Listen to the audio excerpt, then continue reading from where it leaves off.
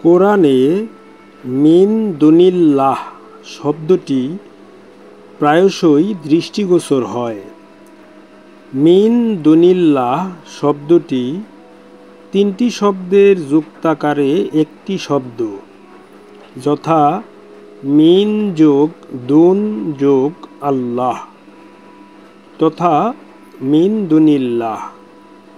মিন অর্থ হইতে বা থেকে, দুন অর্থ হীন, মন্দ, অধম, দুর্বল। সেই অর্থে দুনাল্লাহ অর্থ হীন বা দুর্বল আল্লাহ। আসলে আল্লাহ ব্যতীত কিছুই নাই। এই বিশ্ব ব্রহ্মাণ্ডে যাহা কিছু আছে তাহা সবই আল্লাহ। আল্লাহর বাহিরে কিছুই নাই। তাহার মর্যাদা অনুসারে তিনটি স্তর: ক নিরাকার আল্লাহ, খ সামাদ আল্লাহ এবং গ আহাদ আল্লাহ। নিরাকার আল্লাহ হচ্ছে তাহার আদি ও মূল সত্তা। এই সত্তা আমাদের নিকট অপ্রকাশিত। কোরআনে এই সত্তা নিজেকে আমি সম্বোধন করিয়া কথা বলিয়াছেন। এরপরে খ সামাদ আল্লাহ। সামাদ আল্লাহ আল্লাহর প্রকাশিত রূপের মধ্যে শক্তিশালী একটি স্তর।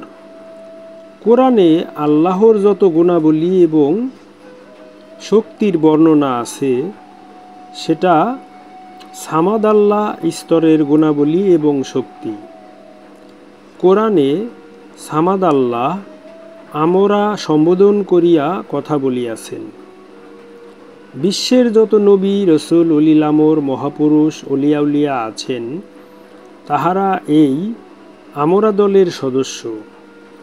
তাহারাই এই জগতের লালন পালন এবং হরণকারী। এবং গ আহাদ আল্লাহ। আহাদ আল্লাহ আল্লাহর প্রকাশিত রূপের মধ্যে নিম্নমানের দুর্বল স্তর। বস্তু জগতের যাহা কিছু আমরা দেখি, শুনি এবং অনুভব করি সেটা আহাদ আল্লাহর অন্তর্ভুক্ত। এই আহাদ জগতে একে অপরের ওপর নির্ভরশীল।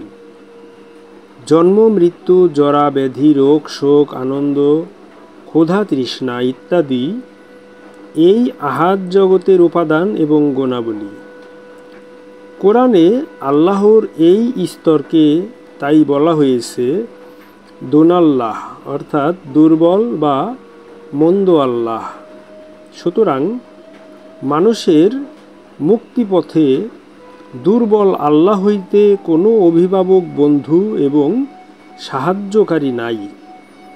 কোনো দুর্বল সত্তা কর্তৃক দুর্বল আল্লাহর ওপর আজীবন নির্ভরতা এবং দাসত্বের পরিণাম হচ্ছে জাহান্নাম।